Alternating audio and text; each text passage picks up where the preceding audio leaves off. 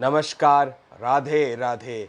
पूछता है सारा संसार, पूछते हैं आप कि राधा माँ कौन है। राधा माँ के बारे में कौन से ग्रंथ में लिखा है। बड़े बड़े कृष्ण भक्त भी, कृष्ण को मानने वाली संस्थाएं पूछ रही हैं कि राधा जी के बारे में कहाँ लिखा है, कौन है। हम तो कृष्ण को पूछते हैं तो कृष्ण कृष्ण ही कहेंगे। बात सही है। ऐसे ही मार्च 2025 में एक शक्तिपुरा महाराज है जिन्होंने अपने सारे भक्तों के सामने राधा माँ का इतना बड़ा अपमान किया और अपमान करते हुए कहा, मैं दुर्गा को देखता हूँ, सरस्वती को देखता हूँ, मैं राधा माँ को नहीं मानता हूँ। जब ज्ञान इतना रह जाता है ना, और ज्ञान होता नहीं है पूर्ण, तब मुख से जो वाणी निकलती है वो दोषपूर्ण होती है, हमें ही अधोगति में डाल देती है।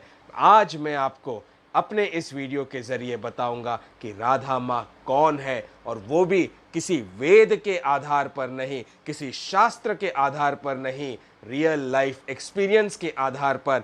जब जब मेरी राधा माँ ने मुझे अपने राधा लोक में पुकारा, मेरी राधा माँ मुझे ऐसे ऐसे लोकों में ले गई जहां पर आज तक कोई नहीं गया। मेरी राधा माँ, वो राधा शक्ति, ऐसे लोक में ले गई जिस लोक के बारे में किसी शास्त्र, किसी वेद में उल्लेख नहीं है। उन सारी लीलाओं के बारे में जब आप जानेंगे तब आप समझ पाएंगे कि राधा कौन है।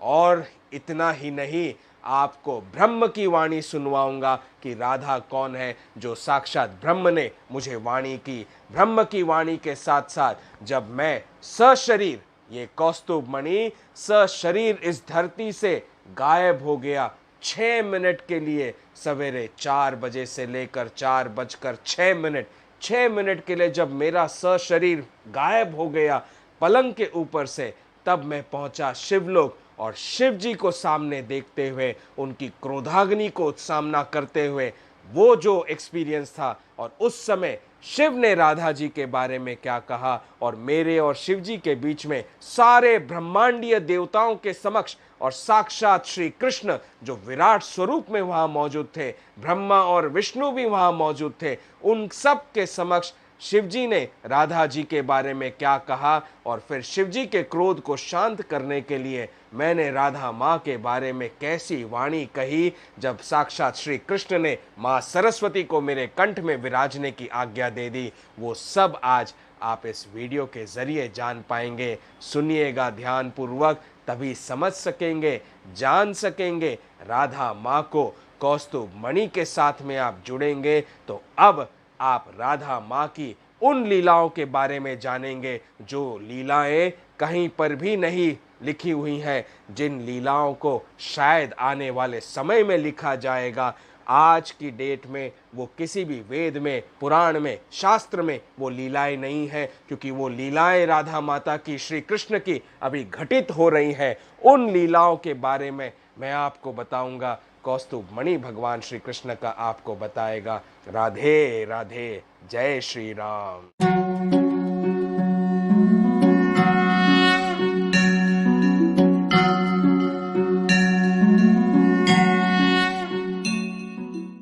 राधे राधे, जय श्री राम।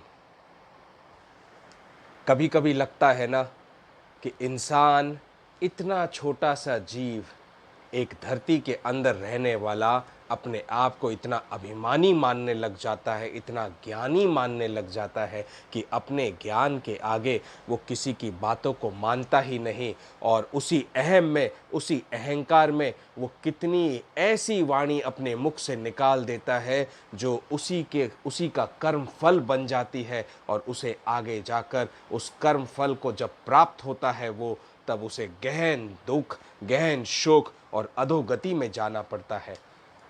आज बड़ी सरल भाषा में मैं आपको उन घटनाओं के बारे में बताऊंगा जिससे आप समझ सकेंगे कि राधा माँ कौन है, राधा रानी कौन है।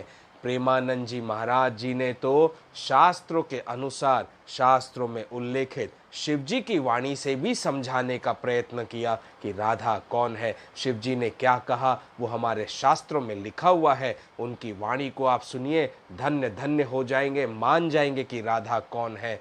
लेकिन एक बात तो संसार के सारे जीवों में आती है और हर समय आती है, न जाने कब किसने शास्त्र लिखा था, न जाने कब किसने वेद लिखा था, हमने तो देखा नहीं ऐसा कुछ होते हुए, हमने तो कभी किसी के मुख से ऐसा साक्षात रियल लाइफ एक्सपीरियंस में होते हुए देखा नहीं है, सुना नहीं है, तो हम कैसे मान ले। तो आपको आज भगवान श्री हरि का, श्री विष्णु का ये कौस्तुभ मणि अपने रियल लाइफ एक्सपीरियंसेस से, यानी अपने साक्षात जीवन के अनुभव से बताएगा कि राधा माँ कौन है, राधा रानी कौन है। क्योंकि मैं तो भगवान श्री हरि का कौस्तुभ मणि हूँ, जो उनके कंठ में विराजमान रहता हूँ। वो कौस्तुभ मणि जो भगवान के सारे संसार के सारे जीवों की शुद्ध आत्मा है और उस आत्मा स्वरूप में निर्लेप है, निर्गुण है। उस निर्लेप निर्गुण सर्वभूत आत्मा संसार की भगवान श्री हरि के कंठ में कौस्तुभ मणि के रूप में विराजमान है। वो कौस्तुभ मणि आपको आज ऐसी घटना बताएगा और जो साक्षात आपको थोड़ा तो यकीन आएगा। कई बार ऐसा भी हो सकता है, यदि भक्ति के उस सीमा पर नहीं है, भक्ति के उस लेवल पर नहीं है, तो आप शायद यकीन नहीं भी करें। लेकिन इतना तो अवश्य जान जाएंगे कि राधा रानी कौन है और राधा जी की शक्ति क्या है, वो क्या है, कैसी है, ये सृष्टि सारी कैसी चलती है, इन सारी घटनाओं के बारे में आप जान पाएंगे। तो बात मैं कर रहा हूँ मार्च 2025। मार्च 2025 में एक वीडियो मेरे सामने आया और उस वीडियो को जब मैंने सुना तो अंतर से लेकर बाहर तक इतना क्रोध उत्पन्न हुआ, इतना क्रोध उत्पन्न हुआ। लेकिन फिर बाद में अपने हरे कृष्ण का जाप करते हुए उस क्रोध को शांत किया और भगवान से कहा कि भगवान, संसार के जीव कितने अभागे हैं, इनके पास में पूर्ण ज्ञान नहीं होता है और पूर्ण ज्ञान नहीं होने के बावजूद भी ये समझते हैं कि ये महाज्ञानी है और उस हिसाब से इन्होंने कितने बड़े बड़े कटाक्ष राधा रानी पर, राधा माता पर बोल दिए। मेरा अंतर्मन तो ऐसा जल रहा है पता नहीं, लेकिन वेदों का अध्ययन नहीं किया है तो मैं इनसे क्या कहूँगा। बड़े बड़े साधु संत सन्यासी यहाँ पर हैं धरा पर, वो ज़रूर जवाब देंगे। क्योंकि उस समय वो जो वीडियो था वो शक्तिपुरा महाराज जी का आया था और उन्होंने अपने सारे भक्तों के समक्ष एक ऐसी वाणी कही थी कि वे, उन्हें दुर्गा जी के दर्शन होते हैं, उन्हें लक्ष्मी माता के दर्शन होते हैं, तो वे राधा को नहीं जानते। कौन है राधा, कहाँ है राधा, राधा के बारे में कहीं उन्होंने सुना नहीं, पढ़ा नहीं, तो इसलिए वो नहीं मानते हैं। मानता हूँ कि दुर्गा जी के दर्शन किए होंगे, लक्ष्मी जी के भी दर्शन किए होंगे, लेकिन राधा जी के दर्शन तो एकदम ही दुर्लभ हैं। राधा जी के दर्शन ऐसे ही किसी को नहीं हो जाते हैं, क्योंकि वो कौन है वो आज आप मेरी घटना से जान पाएंगे। तो उस वीडियो को देखने के बाद में अपने अंतर मन को तो मैंने शांत कर लिया और शांत करके मैं अपने घर में ही बैठा हुआ था कि उसी समय मेरी दाहिने कान में एकदम जोरदार, जैसे बोलते एकदम से कान बहरा हो जाता है ना, हवा के कारण, हवा के दबाव से बंद हो जाता है। जैसे हम प्लेन में जाते हैं, प्लेन में जाते समय हवा के प्रेशर से कान कैसे बंद हो जाता है, ऐसे अचानक से दाहिना कान बंद हुआ और अंदर टिंग करके घंटी बजी। ये जब जब बजती है ना, ये जब जब ऐसा किसी भी जीव के साथ होता है, समझ जाइए कि आप हैं भौतिक जगत में और आध्यात्मिक शक्ति कोई आपसे कनेक्ट करने की कोशिश कर रही है। तो उस समय आध्यात्मिक शक्ति कोई मुझसे कनेक्ट करने की कोशिश कर रही थी, इसलिए मैं समझ गया और तुरंत की तुरंत मैं अपने कमरे में आके ध्यान अवस्था में बैठ गया। उस ध्यान अवस्था में साक्षात ब्रह्म से कनेक्ट हो गया और ब्रह्म से कनेक्ट होने पर ब्रह्म की वाणी हुई राधा जी के बारे में। ब्रह्म ने मुझे बताया कि राधा जी कौन है और राधा जी के बारे में इतनी लंबी कविता रूपी ब्रह्म की वाणी हुई कि उसे सुनकर, उसे ध्यान करके मैं तो दंग रह गया।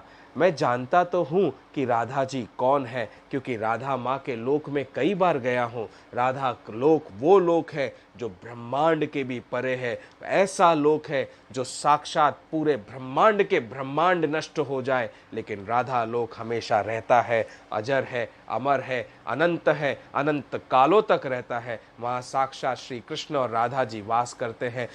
उस राधा लोक में कब कब गया, किस किस अवस्था में गया, किस कारणवश गया, वो आने वाले आगे के एपिसोड्स में, वीडियो में आपको ज़रूर बताऊंगा। सत्य घटना कह रहा हूं और सत्य के सिवा कुछ नहीं कह रहा हूं। देखिए, मैं आप सबसे कुछ चाहता नहीं हूं, केवल सत्य ज्ञान जो मेरे परमात्मा मुझसे जुड़कर मुझे देते हैं वो ज्ञान आप तक पहुंचाने के लिए कहते हैं। तो मैंने ये सोशल मीडिया का जरिया अपनाया आप तक वो ज्ञान पहुंचाने का। बाकी मेरी कोई अपेक्षा नहीं है। मैं अपने कार्य करता हूँ, गृहस्थ में तल्लीन हूँ, साथ साथ प्रभु के साथ जुड़ा हुआ हूँ, प्रभु का कौस्तुभ मणि हूँ, तो प्रभु के द्वारा दिए गए सारे कार्य करता हूँ।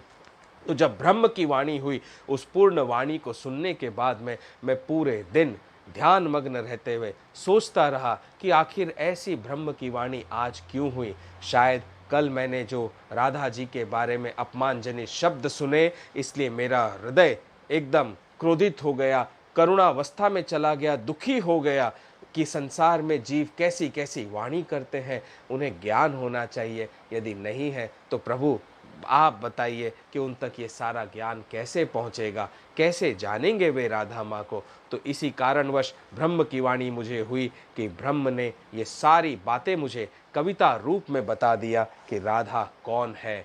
थोड़ी से क्रोध की वाणी, थोड़े से प्रेम की वाणी, सारे जीवों के प्रति प्रेम की वाणी। लेकिन फिर भी मैंने उस बात को वहाँ पर दबा दिया, ये सोचकर कि पहले तो प्रेमानंद जी महाराज हैं इस संसार में जो राधा जी के प्रेमी हैं, वे अवश्य उनका उत्तर देंगे। और उन्होंने दिया भी। प्रेमानंद महाराज जी ने शास्त्र अनुगत, शास्त्रोचित बातें बताई और बताया कि शिव ने कैसी कैसी वाणी कही, कैसे राधा माँ के बारे में हमारे शास्त्रों में लिखा हुआ है। तो मैं उस बात को वहाँ पर भूल गया कि ठीक है, संसार तक बातें तो पहुँच गई, फिर मुझे शांत रह जाना चाहिए। लेकिन उसी के कुछ महीनों बाद मैं चला गया चार धाम की यात्रा पर। चार धाम की यात्रा करते समय हम तुंगनाथ जी के शिव जी के मंदिर भी गए। तुंगनाथ जी के शिव जी के मंदिर में जाकर वहाँ पर शिव जी के अद्भुत दर्शन किए, रामायण सत्संग भी किया। फिर हम केदारनाथ भी गए और वहाँ पर तो साक्षात शिव जी के दर्शन हुए केदारनाथ में। वो घटना मैं इस समय नहीं बताऊंगा, मेरे दूसरे वीडियो में है, आप सुन सकते हैं उसे। फिलहाल अभी मैं आपको बताऊंगा चार धाम की यात्रा संपूर्ण करके जब मैं वापस लौटा तो ये बात है 24 जून 2025 की, मंगलवार 24 जून 2025 सुबह सुबह 4 बजे से लेकर 4:06 यानी 6 मिनट के लिए मैं अपने पलंग से सोई अवस्था में गायब हो गया। यकीन नहीं आएगा ना, किसी को भी नहीं आएगा। कोई भी कहेगा या कोई मुझसे भी कहेगा तो शायद मैं भी यकीन नहीं करता, लेकिन भक्ति की उस सीमा पर हूँ तो जानता हूँ कि अगर अर्जुन सशरीर स्वर्ग लोक में जा सकते हैं, भगवान के कई भक्त हैं, युधिष्ठिर जी साक्षात सशरीर अपने मृत्यु के बाद में सशरीर वहाँ पर चले गए स्वर्ग लोक में और वहीं पर रहे, तो फिर भगवान अपने कौस्तुभ मणि को सशरीर क्यों नहीं बुला सकते हैं। तो मैं तो विश्वास करता हूँ इन बातों पर। आप भक्ति करते हैं, भगवान को मानते हैं, मंदिर में जाते हैं, भगवान को पूजते हैं, भगवान की शक्तियों में विश्वास रखते हैं, तो आप इस बात पर भी विश्वास करेंगे। सशरीर 6 मिनट के लिए गायब हो गया और 6 मिनट के लिए मैं कहाँ चला गया, कहाँ और किसने मुझे गायब किया, कौन मुझे ले गया, सुनिए अभी ध्यानपूर्वक इन सारी घटना को, तब आप जान पाएंगे कि भगवान कैसी कैसी लीला करते हैं अद्भुत, संसार को ही सच्चा ज्ञान देने के लिए। तो सबसे पहला प्रश्न तो ये उठता है कि मुझे पता कैसे चला कि मैं सशरीर गायब हुआ। देखिए, जब जब रात को हम निद्रा अवस्था में चले जाते हैं, दिन में भी मैं निद्रा अवस्था में चला जाता हूँ, मेरी निद्रा अवस्था ध्यान अवस्था है, वो निद्रा अवस्था नहीं है। जैसे ही आंखें बंद होती है वो उस समय बंद होती है जब कोई कॉस्मिक इवेंट, एक आध्यात्मिक घटना घटने वाली होती है और प्रभु मुझसे कनेक्ट करने वाले होते, तब निद्रा अवस्था में चला जाता हूँ। वो ध्यान अवस्था होती है और उस निद्रा अवस्था में मेरी आत्मा कई बार शरीर से बाहर निकलकर ब्रह्मांड के कोने कोनों में भ्रमण करते हुए गई है। तो जब जब आत्मा शरीर से बाहर निकलती है, जिसे हम एस्ट्रल ट्रैवल कहते हैं साइंस के लैंग्वेज में, कई लोग इसको बिलीव करते हैं, कई बिलीव नहीं भी करते हैं। रिसर्च भी चल रहा है एस्ट्रल ट्रैवल पर और कई हद तक एस्ट्रल ट्रैवल को प्रूव भी किया गया है। मैंने भी आपको कई घटनाएं बताई हैं जिसमें एस्ट्रल ट्रैवल की घटनाएं हैं। यदि आप मुझसे जुड़े हुए हैं तो आप जान सकते हैं। तो जब जब आत्मा शरीर से बाहर निकलती है और बाहर निकलने के बाद मेरी आत्मा जब वापस लौटने का समय होता है शरीर में, तो उस 1 मिलियंथ ऑफ द सेकेंड का टाइम होता है जब आत्मा इतनी स्पीड से आती है और शरीर के अंदर प्रवेश करने वाली होती। तो उस समय मुझे मेरा शरीर पलंग के ऊपर या ज़मीन पर, जहाँ पर भी मैं निद्रावस्था में था, उस अवस्था में मेरी आत्मा शरीर को देख लेती है और फिर आत्मा शरीर में प्रवेश करती है। और आत्मा क्या है? एक एनर्जी का फॉर्म है। तो ये आत्मा जब भी शरीर में प्रवेश करती है तो प्रवेश करते समय ऐसी एनर्जी शरीर के अंदर से निकलती है जो चारों ओर फैलती है, जिसके कारण कुछ तो एनर्जी के कारण कुछ हिल जाता है या कोई चीज़ गिर जाती है। जैसे ग्लास रखा हुआ है टेबल के ऊपर तो वो उड़कर गिर जाता है, या कोई चद्दर है तो वो एकदम से हवा में उड़ जाती है। ऐसा होता है, ऐसा हुआ 2-3 बार। और जब जब आत्मा शरीर से बाहर निकलती है तो उसे बाहर निकालने के लिए बड़ी एनर्जी की आवश्यकता होती है। It is same like atom की थियोरी। तो इसी प्रकार जब जब आत्मा निकली और वापस लौटी तो मैंने अपने शरीर को उस अवस्था में धरती पर पाया। लेकिन ये 6 मिनट के लिए जब मैं गायब हुआ तो वापस जब मैं लौटा तो पलंग के ऊपर मेरा शरीर नहीं था।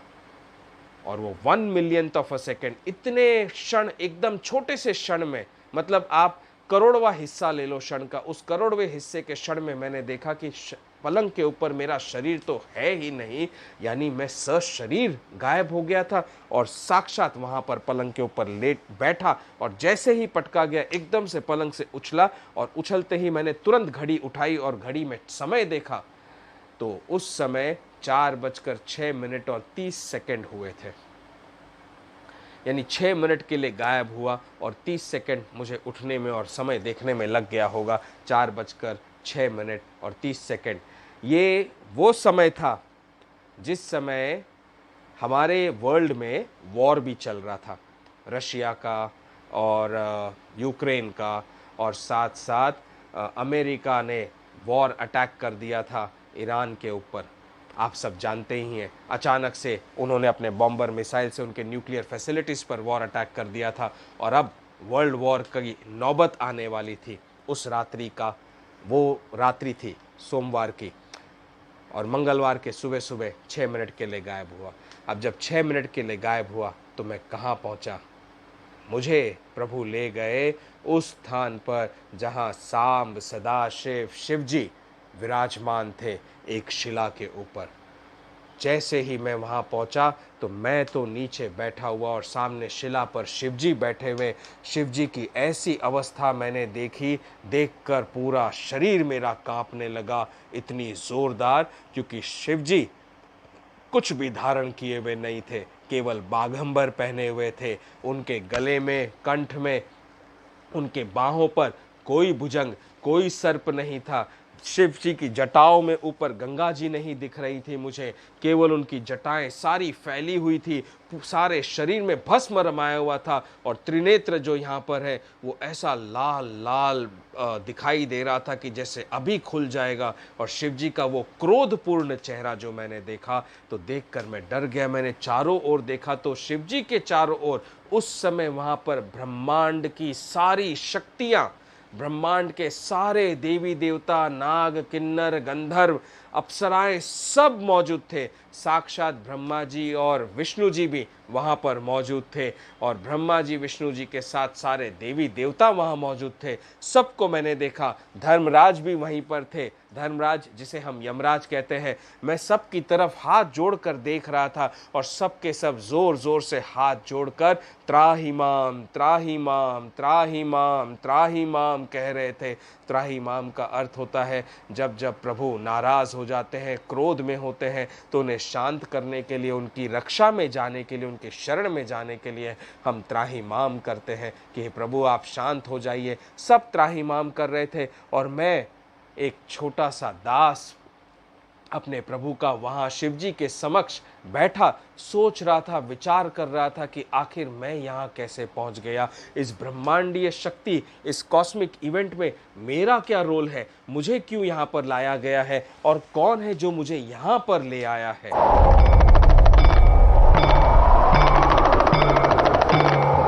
शिव जी की ऐसी अवस्था देखकर मुझे बड़ा दुख हुआ और शिव जी के क्रोध को देखकर अंतर मन में ऐसा भय उत्पन्न हुआ कि पूछिए मत, क्योंकि शिव जी का वो वेशभूषा ही वैसी थी, दाढ़ी थी, लंबी लंबी मूछें थीं और जटाएं फैली हुई थी, कोई भी भुजंग, कोई सर्प नहीं, और गले में केवल रुद्राक्ष की माला पहने हुए और बागंबर धारण किए हुए शिव जी वहां बैठे थे। और उन्हें देखकर सारे के सारे ब्रह्मांडीय देवता उनका क्रोध शांत करने के लिए त्राही माम कह रहे थे। मैंने शिव जी के चरण पकड़ लिए।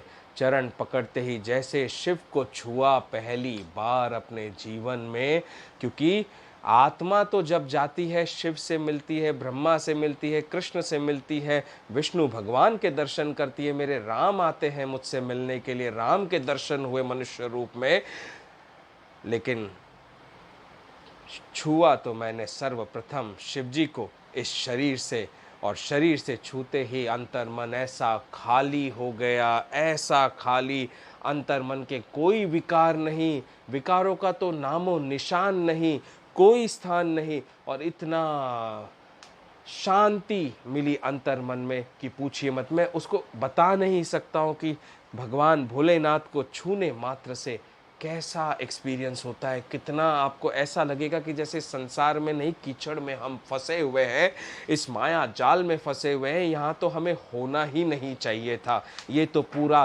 स्वर्ग नरक सब कुछ यहीं पर है, तो यहाँ नहीं होना है, शिव के चरणों में आश्रय प्राप्त करना है।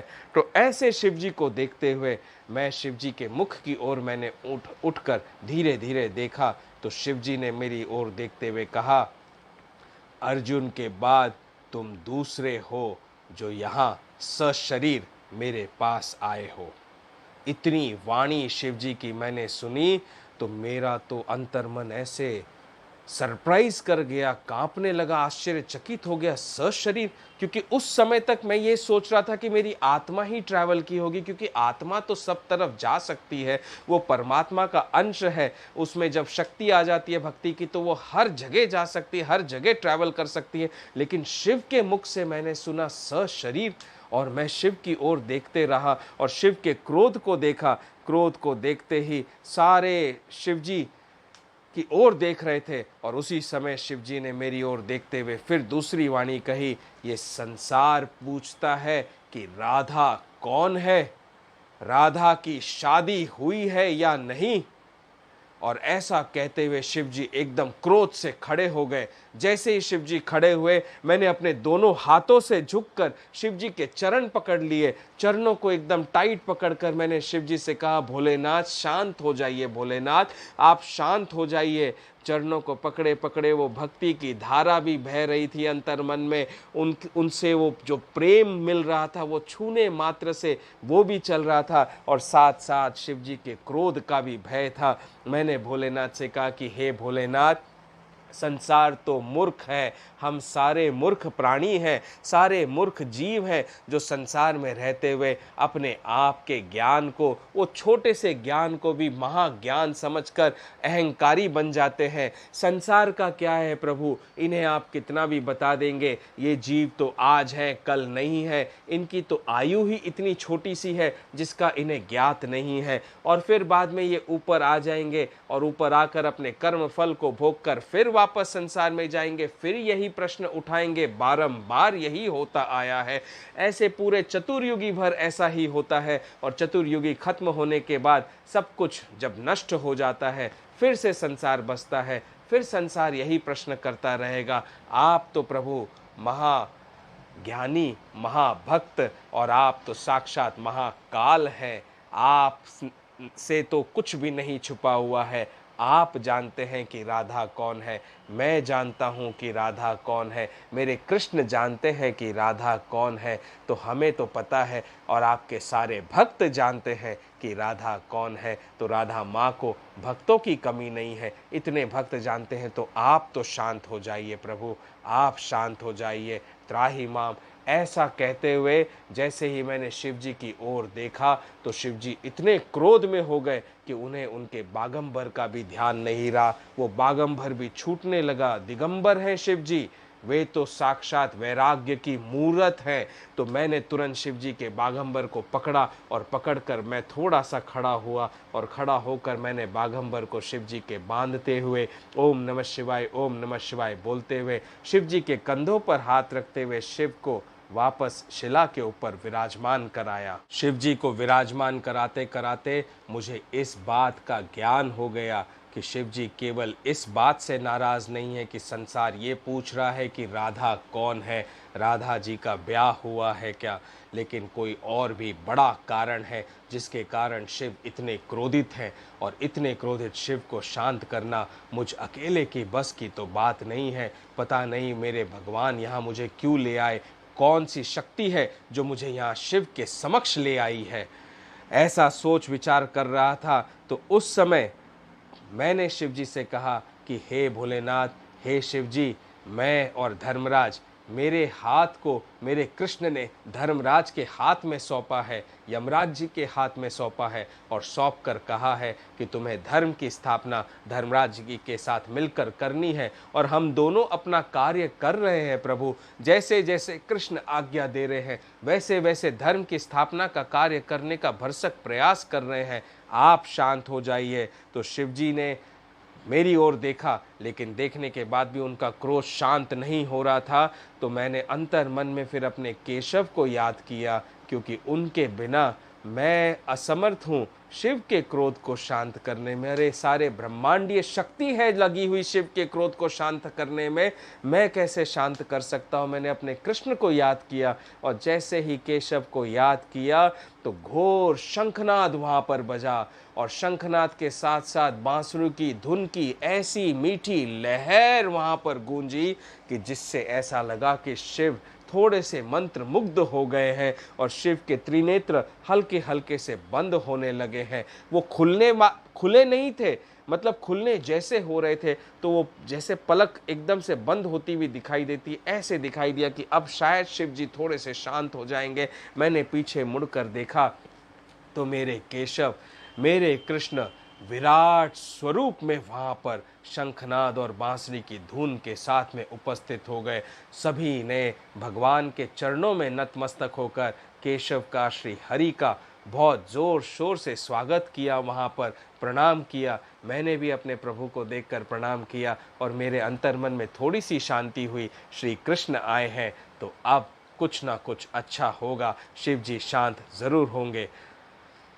अब आप सोचिए, ये ऐसा मंजर था कि मैं कहाँ हूँ मुझे ज्ञात नहीं था। मैंने तो यही सोचा कि ये सांब सदा शिव का शिवलोक है या पता नहीं कौन सा बड़ा लोक है। कैलाश तो नहीं था, कैलाश तो धरती पर है, ये तो एकदम ब्रह्मांड से परे था जहाँ पर शिव विराजमान थे। और मेरी अवस्था जानिए, एक मनुष्य हूँ, मनुष्य शरीर के साथ वहाँ पर गया। मनुष्य शरीर तो एकदम तुच्छ सा होता है देवताओं के शरीर के आगे, नाग किन्नर गंधर्व इन सब के शरीरों के आगे, और सामने शिव इतने क्रोध में बैठे हुए, पीछे साक्षात भगवान श्री कृष्ण का विराट स्वरूप। आप सोच सकते हैं कि मेरी अवस्था कैसी हो गई थी उस समय।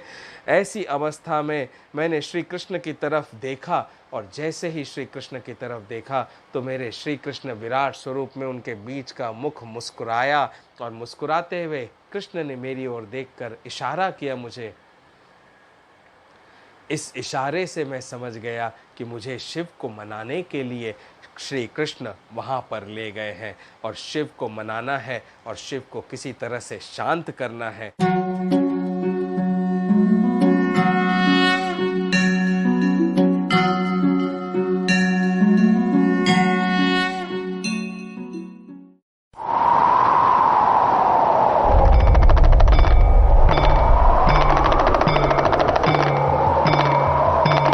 जैसे ही श्री कृष्ण का इशारा पाया और मैंने शिव जी की ओर देखा, तब शिव जी ने जो वाणी कही उस वाणी को सुनिए, बिना रोके टोके और बिना समझाए अब आपको सुना रहा हूँ। ये शिव की वाणी है राधा कृष्ण के बारे में। शिव ने कहा, वाणी में कठोरता है, वाणी में क्रोध है, लेकिन शांत चित्त होकर वे कह रहे थे, राधा कृष्ण की ब्याह के बारे में बात करते हैं, राधा कृष्ण की शादी के बारे में पूछते हैं। शादी दो आत्माओं के बीच, दो शरीर के बीच होता है, जो एक है, परम है, सत्य है, एकमात्र सत्य है, वो विलक कैसे हो सकते हैं। राधा कृष्ण की इस संपूर्ण ब्रह्मांड की आह्लादनी शक्ति है, जिन शक्ति के ये सारे के सारे निर्जीव हैं, केवल मांस मात्र हैं। राधा कृष्ण दो नहीं, एक है, और जो एक है उसका कैसा विवाह।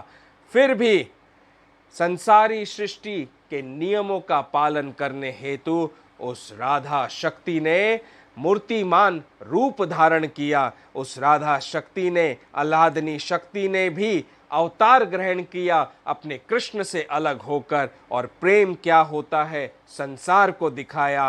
ब्रह्मा जी ने इनका विवाह भी करवाया।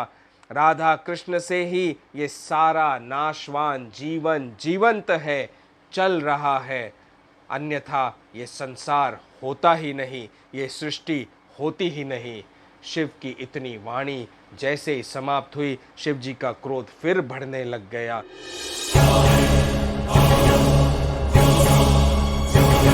मैंने शिव जी के चरण पकड़ते हुए शिव जी से शांत होने का अनुग्रह किया, जैसे कि मैं संसार के लिए, सारे संसार के लिए क्षमा मांग रहा था शिव से, क्योंकि शिव का क्रोध नहीं शांत हुआ तो सारे संसार को भस्म भूमित कर देंगे। तब शिव जी बोले, क्रोधित होकर उठ खड़े हुए, और खड़े होते हुए बोले कि नहीं, संसार को जानना होगा, समझना होगा कि कौन है राधा। पूछता है तू कि राधा कौन है, तो सुन, राधा केवल शक्ति नहीं, वो पराशक्ति, आद्या शक्ति, आदि शक्ति है मूर्ख।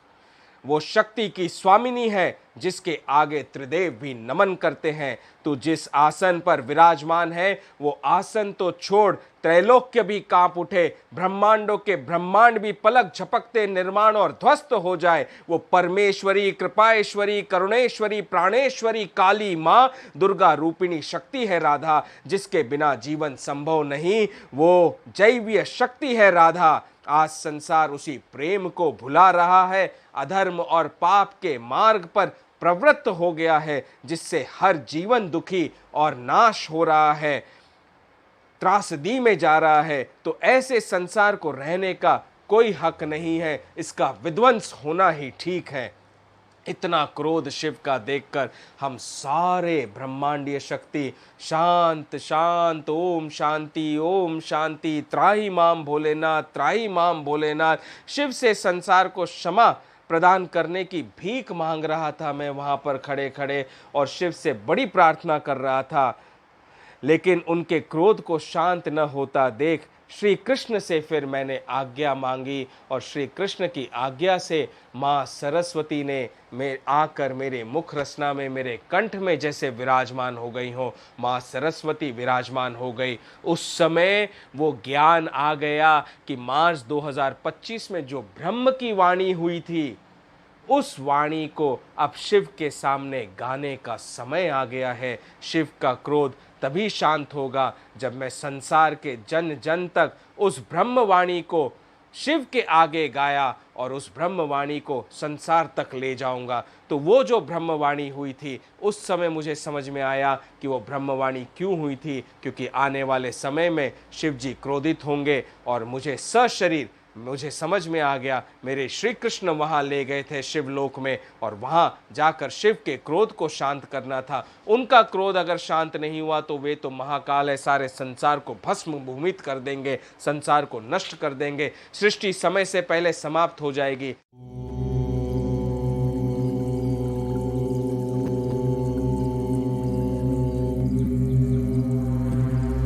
तब जैसे ही माँ सरस्वती भगवान श्री कृष्ण की आज्ञा से मेरे कंठ में आकर विराजी, मुख से लेकर कंठ तक भगवान की, ब्रह्म की वो वाणी याद आ गई, और उस वाणी को मैंने अपने भोलेनाथ, सांब, सदाशिव, महेश्वर के आगे गाया। राधा माँ के बारे में सुनिए, ब्रह्म की वाणी क्या हुई थी मार्च 2025 में, जो शिव के समक्ष मैंने जून में 2025 में सशरीर जब गया तब गाई। मैंने शिवजी के चरणों को पकड़ते हुए और उनकी ओर नतमस्तक होते हुए कहा, राधेश्वरी प्राणेश्वरी हृदयेश्वरी माँ, राधेश्वरी प्राणेश्वरी हृदयेश्वरी माँ, राधा माँ तू जगत जननी जगदम्बिका भवानी, तू ही मेरी राज राजेश्वरी। राधा माँ तू जगत जननी जगदम्बिका भवानी, तू ही मेरी राज राजेश्वरी।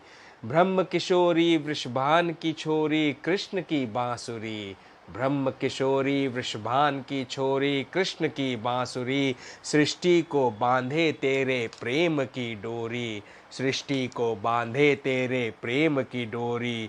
प्रेम की मूरत तू, ममता की सूरत तू माँ, इस ब्रह्मांड के कण कण में शक्ति रूपा तू माँ। तूने सिखाया जीवन में प्रेम का अर्थ माँ, संसार के जीवों में तुझे जानने का सामर्थ्य कहाँ, संसार के जीवों में तुझे जानने का सामर्थ्य कहाँ। ब्रह्मा विष्णु महेश भी जाने और माने तुझे, ब्रह्मा विष्णु महेश भी जाने और माने तुझे, कैसे मिलवाया त्रिदेवों ने और बताया तेरा प्रभुत्व मुझे, कैसे मिलवाया त्रिदेवों ने और बताया तेरा प्रभुत्व मुझे। बताऊंगा सारे विश्व को तब जानेगा पूर्ण रूप से तुझे, बताऊंगा सारे विश्व को तब जानेगा पूर्ण रूप से तुझे। तू स्वामिनी ब्रह्मांड की कृष्ण की प्राण प्रिया, तू स्वामिनी ब्रह्मांड की कृष्ण की प्राण पिया, मुझ तुझ से दास भक्त को तूने अपना सर्वस्व ममत्व दिया, मुझ तुझ से दास को तूने अपना सर्वस्व ममत्व दिया। पूछता है मूर्ख जीव कि राधा कौन है, पूछता है मूर्ख जीव कि राधा कौन है। मैं पूछता हूँ उन सब से, पहले ये तो बता कि तू कौन है। मैं पूछता हूँ उन सब से, पहले ये तो बता कि तू कौन है। माँ तू ब्रह्मा की रचना शक्ति, माँ तू ब्रह्मा की रचना शक्ति, विष्णु की पालन शक्ति और शिव की संहारक शक्ति माँ। माँ तू ब्रह्मा की रचना शक्ति, विष्णु की पालन शक्ति और शिव की संहारक शक्ति माँ। तू ही सर्व प्रेममयी आनंदमयी करुणामयी सर्वोत्तम प्रेमा भक्ति माँ। तू ही सर्वमयी प्रेममयी आनंदमयी करुणामयी सर्वोत्तम प्रेमा भक्ति माँ। तेरी करुणा ममत्व को जानेगा जब ये संसार मुख से मेरे, तेरी करुणा ममत्व को जानेगा ये संसार मुख से मेरे। रो रो कर भक्ति भावना में डूब गिर जाएगा चरणों में तेरे, रो रो कर भक्ति भावना में डूब गिर जाएगा चरणों में तेरे। राधेश्वरी प्राणेश्वरी हृदयेश्वरी माँ, राधा माँ तू जगत जननी जगदम्बिका भवानी, तू ही मेरी राज राजेश्वरी माँ। ब्रज किशोरी वृषभान की छोरी कृष्ण की बांसुरी, सृष्टि को बांधे तेरे प्रेम की डोरी, सृष्टि को बांधे तेरे प्रेम की डोरी, सृष्टि को बांधे तेरे प्रेम की डोरी। ऐसा जो आखिरी पैराग्राफ था वो मेरे साथ में सारे ब्रह्मांडीय देवताओं ने, देवियों ने, सब ने गाया साथ में मिलकर इस ब्रह्मवाणी को। और तब जो मेरे केशव कान्हा वहाँ पर खड़े थे, उन्हीं केशव में, उन्हीं श्री कृष्ण में, कृष्ण और राधा एक ही शरीर में विद्यमान सबको दर्शन दिया उन्होंने। ऐसा अभूतपूर्व, ऐसा तेजोमय दर्शन राधा कृष्ण का, भगवान शिव ने भी राधा कृष्ण को देखकर प्रणाम किया और बड़े प्रसन्न हुए। तब मैंने शिव के आगे हाथ जोड़कर मैंने अपने शिवजी से कहा,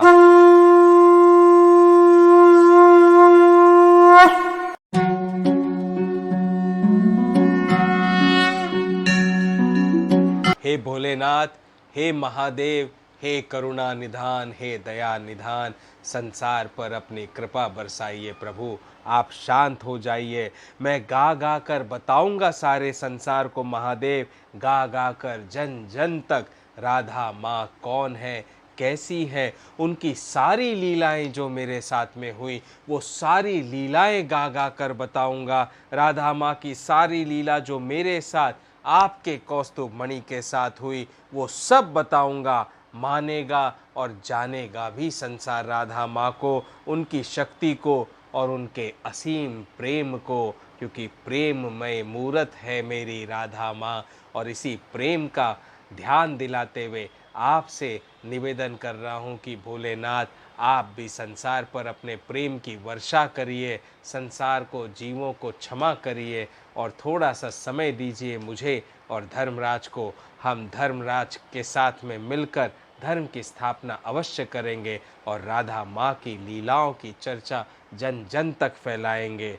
अब इस समय जो है ना, मुझे समझ में आ गया था कि मेरे शिव को क्रोध क्यों आ रहा था। उनके दर्द का एहसास हो रहा था, उनके कष्ट का एहसास हो रहा था और ये ज्ञान भी प्राप्त हुआ कि शिव नित्य निरंतर ध्यानस्थ अवस्था में क्यों रहते हैं, क्योंकि संसार के हमारे जितने जीव हैं ये तो हम केवल धरती पर देखते हैं, लेकिन धरती के नीचे 7 नर्क लोक है। उन नरकों में भी कितने जीव पीड़ा भोग रहे हैं, दुख भोग रहे हैं।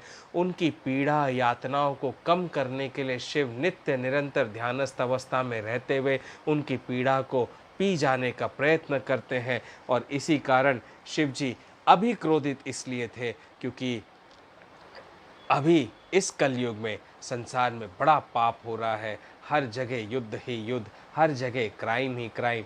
तब मेरे शिव के बाहों से, मैंने अपने बाहों से शिव को अपने बाहों में ले लिया, शिव के आलिंगन किया। शिव जी का आलिंगन इतना मोहक, इतना सुंदर, इतना शांत चित्त करने वाला कि जैसे मैं साक्षात शिव का स्वरूप हो गया हूँ। ऐसा आलिंगन करते हुए, शिव के साथ बातें करते हुए मैंने शिव जी से कहा, भोलेनाथ, आप ही ने तो कुछ दिन पूर्व मुझसे कहा था कि मुझे अपनी तरह भोला बन, न्याय प्रिय बन, जीवों को सतमार्ग दिखाना है। ये शिवजी ने मुझसे कुछ दिनों पहले जब मुझे शिव के दर्शन हुए थे तब उन्होंने कहा था कि मुझे उनके जैसे भोला बनना है, न्याय प्रिय बनना है और भोला और न्याय प्रिय बनकर जीवों को सन्मार्ग दिखाना है। अपने क्रोध पर नियंत्रण रखना है, ये भी शिव ने कहा था, अपने क्रोध पर नियंत्रण रखना है। लेकिन केदारनाथ जब मैं गया तो केदारनाथ में 4 परीक्षाएं शिवजी ने मेरी ली। 4 परीक्षाओं में दयालुता में, क्षमा करने में तो मैं एकदम उत्तीर्ण हो गया, लेकिन मोह और क्रोध में मैं फेल हो गया था। इसलिए मैंने भोलेनाथ से कहा, वहाँ पर मैं मोहवश क्रोध में आ गया था, उसके लिए मैं क्षमा चाहता हूँ। अब अपने क्रोध पर भी अंकुश लगाऊंगा और मोह पर भी कंट्रोल करूंगा और कंट्रोल करते हुए श्री कृष्ण ने जो जो आज्ञा दी है वो सारे कार्य करूंगा। आप शांत हो जाइए मेरे भोलेनाथ, आप शांत हो जाइए, मुझ पर विश्वास रखिए, मैं आपको दूसरी शिकायत का अवसर नहीं दूंगा। पृथ्वी पर धर्म की स्थापना करने के लिए जो भी मुझसे बन पड़ेगा भरसक प्रयास करूंगा। और ऐसा कहते कहते शिव जी का जो क्रोध था वो शांत हुआ। सभी देवी देवताओं के, नाग किन्नर गंधर्वों के मुख पर प्रसन्नता छाई। और अब आपको मैं इसमें और क्या बताऊं, इतना ये जो लाइफ एक्सपीरियंस हुआ ये मनगढ़ंत रचना नहीं हो सकती है। ये तो साक्षात शिव के समक्ष, भोलेनाथ के समक्ष गया। देखो, एक घटना ब्रह्मवाणी मार्च 2025 में हुई और दूसरी घटना शिव जी के दर्शन करने के लिए जून 2025 में हुई, जब सशरीर शिव के लोक में चला गया और दोनों घटना जुड़कर वहाँ पर शिव जी के क्रोध को शांत किया। 4 बजे से लेकर 4:06, 6 मिनट के लिए ऊपर था और 6 मिनट के समय में, धरती के 6 मिनट के समय में ऊपर उस लोक में इतनी बड़ी घटना घटी। मुझे तो ऐसा लगा जैसे जन्म जन्मांतर में वहाँ पर रहा और वहाँ पर रहकर अपने भोलेनाथ को देखते हुए और साक्षात राधा कृष्ण के दर्शन करते हुए एकदम अपने आप को सौभाग्यशाली मान रहा था। और वैसे दर्शन करके जब यहाँ पर उठने के बाद में सुबह सुबह 9 बजे आज तक लाइव पर न्यूज़ सुना कि उस दिन ही ईरान ने और अमेरिका ने युद्ध विराम घोषित कर दिया।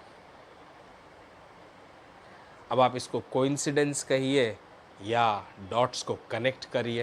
रात को अटैक हुआ, वर्ल्ड वॉर की तैयारी जैसे हो गई और सुबह पहले युद्ध विराम हो गया। डेट आप चेक कर सकते हो, 24 जून 2025 की सुबह 4 से 4-6 मिनट पर मैं शिवलोक गया, शिव जी को मनाया, शिव जी के क्रोध को शांत किया और उसी दिन सुबह सुबह 9 बजे आज तक लाइव पर न्यूज़ सुना कि सुबह 4 बजे अमेरिका, इजराइल और ईरान ने युद्ध विराम की घोषणा कर दी, सवेरे 4 बजे करीब। तो आप सोचिए, इसे कोइंसिडेंस मानिए या डॉट को कनेक्ट करिए। शिव जी थोड़े समय के लिए शांत तो हुए, लेकिन वहाँ शिवलोक से वापस आते समय फिर भी मुझे इतना ज्ञात था कि शिव जी का महाकाल का जो क्रोध अग्नि है वो तो शांत हुई है, लेकिन फिर भी थोड़ा तो क्रोध अभी भी है। और उस क्रोध के चलते मुझे ये आभास हो गया कि आने वाले समय में यानी 24 जून 2025 के बाद वाले समय में धरती पर स्थान स्थान पर बड़ी बड़ी आपदाएं विपदाएं आएंगी, जिससे भारी भरकम नष्ट होगा।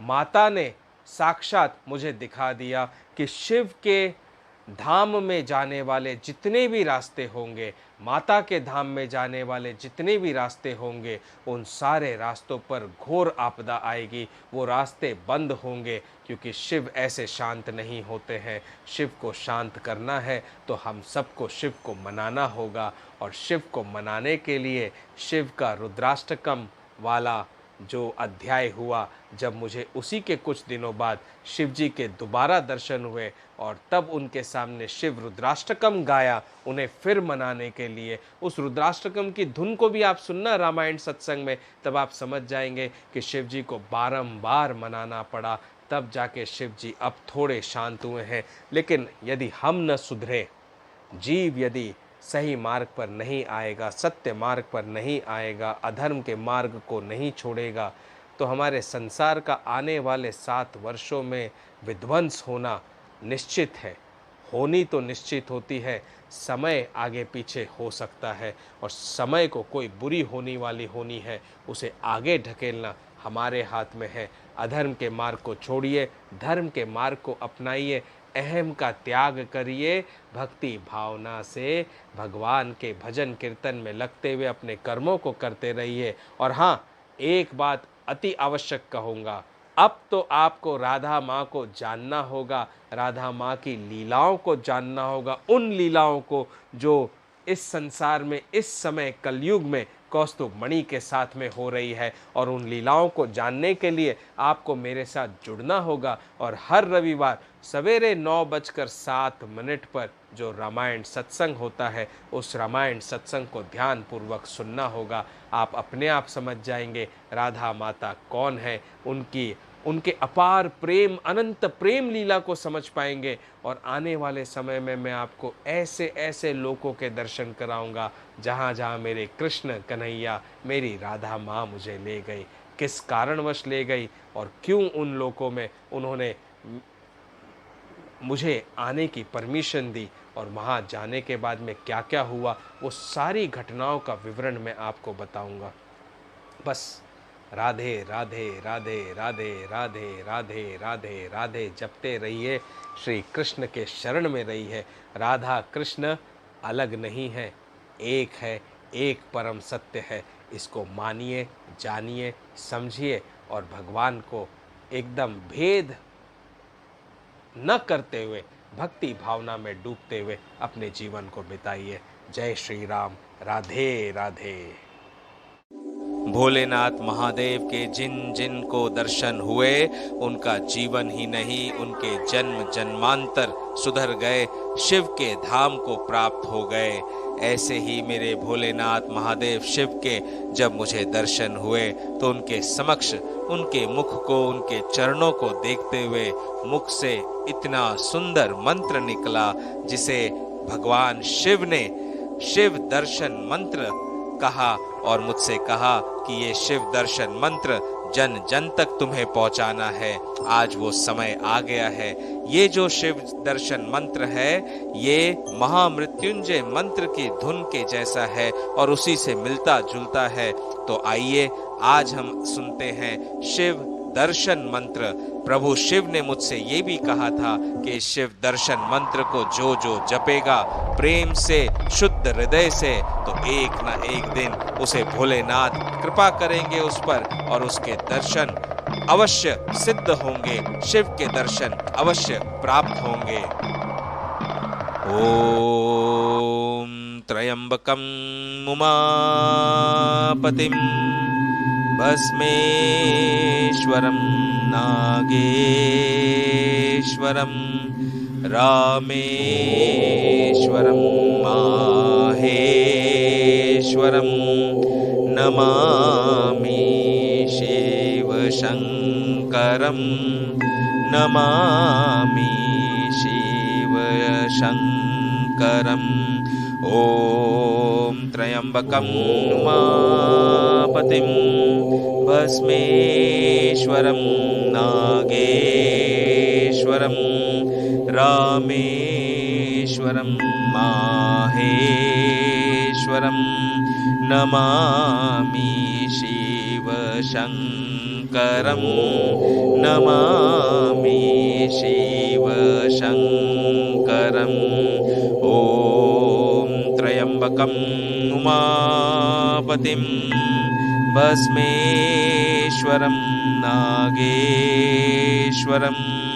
रामेश्वरं माहेश्वरं नमामि शिवशङ्करं,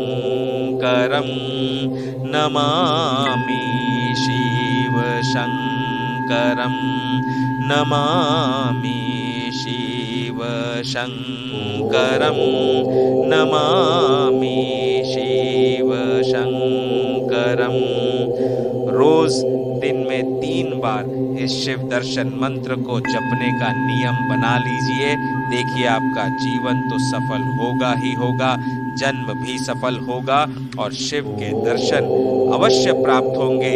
सारे कष्टों को हरने वाले, शरीर से सारे विकारों को दूर करने वाला ये शिव दर्शन मंत्र शिव के दर्शन करने पर गाया गया है।